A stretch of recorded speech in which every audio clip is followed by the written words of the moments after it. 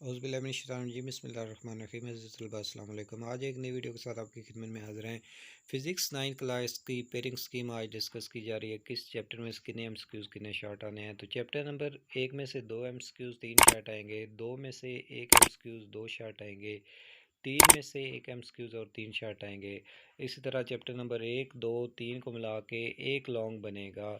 Most probably जो numerical है वो दूसरे और तीसरे में से आएगा। उसके बाद चैप्टर नंबर 4 में से 1 एमसीक्यूज़ 2 शॉर्ट आएंगे, 5 में से 2 एमसीक्यूज़ 3 शॉर्ट आएंगे, 6 में से एक एमसीक्यूज़ और 3 शॉर्ट आएंगे। इसी तरह जो लॉन्ग क्वेश्चन 6 है वो चौथे, पाँचवें और छठे में से आएगा।